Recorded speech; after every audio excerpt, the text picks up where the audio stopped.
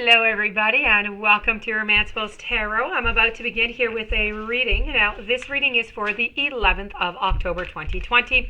And before I do begin, I would like to make an announcement. I am currently reopen for private readings. So if you would like to have your own booking, please do contact me at romancefulltarot@gmail.com. You can also find all my contact information into the description box right below the video.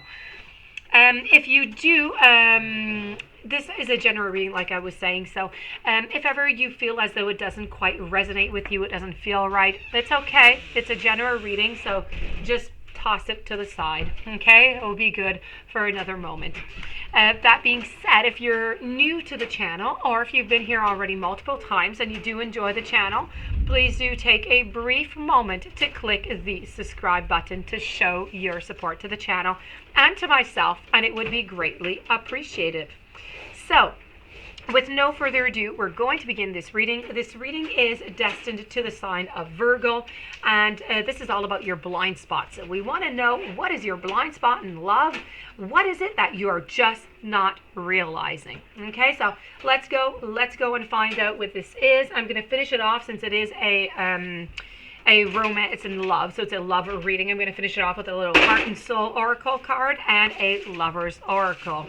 So your sigil is right here for the blind spot, and this sigil is all about the impact, so the impact that you give upon others.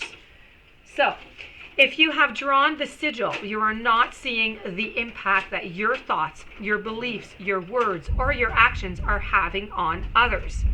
In this situation, you're hurting others, but you are not aware of it. When you draw this sigil, notice how your body language impacts others.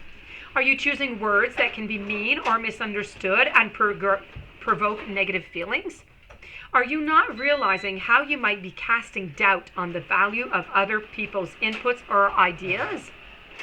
Are you rationalizing hurting other people by thinking or saying things like, he or she will just get over it. He or she is too sensitive. I'm just being honest. Or, you know what? You have to break an egg in order to make an omelet. Can you open your mind to see the ways that your decisions and actions are affecting other people?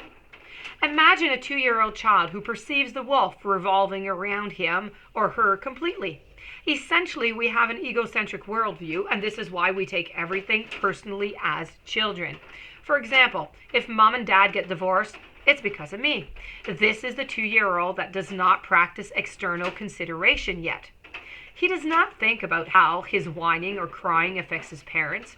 He simply whines and cries because that is the truth about how he feels. The 2-year-old does not think about the perspectives of feelings of a kitten he encounters. He picks it up by the neck because that is the most convenient way for a 2-year-old to pick up a kitten. When the kitten screams in pain and terror, he does not understand what the kitten is experiencing, so he just doesn't put the kitten down. Potentially, the kitten could die, and then the 2-year-old will be confused about what happened. The 2-year-old killed the kitten because he was not attuned to the kitten. Attunement is being or bringing into harmony. It's a feeling of being at one with something. The best way to imagine attunement is to imagine sitting in your car and reaching for the radio dial. If you want to hear the music being played at a particular frequency, like 98.2 FM, you need to tune your radio dial to 98.2 FM, and then you're going to hear that music. Your own radio dial needs to be brought into harmony with or become one with the radio channel that you want to receive in order to perceive that channel. Now, it's no different with other beings, including people. To be able to perceive other people, to feel and to see and hear them, to understand them, communicate with them, and to be attuned to them, you need to tune into as if you are them, or as if you're able to feel or imagine the other person's emotional experience and to understand what they are feeling. This is what allows you to know what to do in any given situation to end conflict or improve a situation or to assist someone. Now, attunement is what gives rise naturally to empathy. The most dangerous people in the world are people who are egocentric in a bubble. They are essentially toddlers in a grown-up body holding kittens by the neck. By those kittens are other people. And even though it would be great if all people just naturally developed out of the egocentric bubble and into attunement, the reality is that some people just do not. They stay in reality that built for one.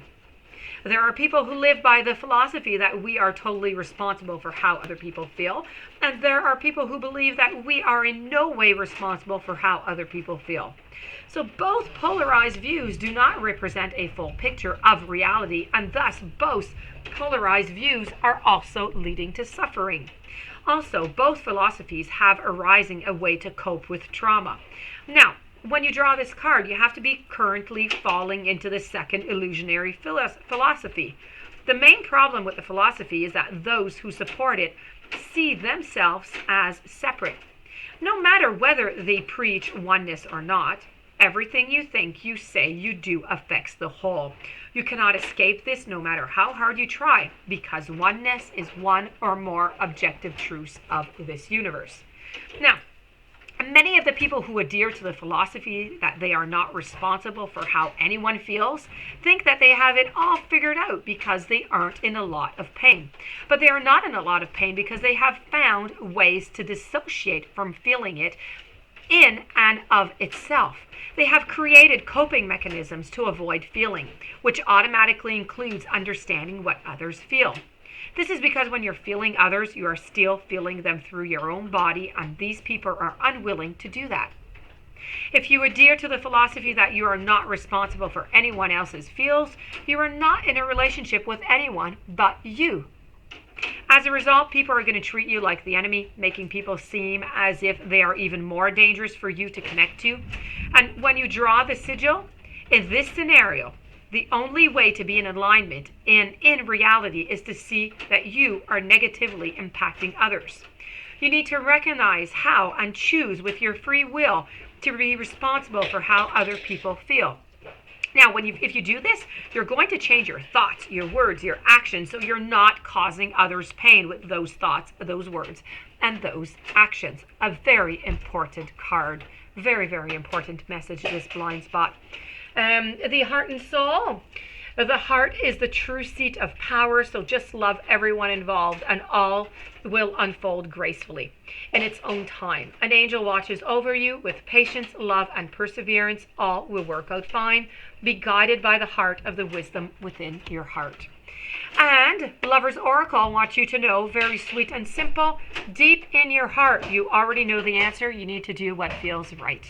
So that being said, this does conclude the reading. I hope you enjoyed it. I hope it resonated with you. I hope you'll be able to use this blind spot to good use. If you do have any questions, you would like a booking, romancefulltarot@gmail.com.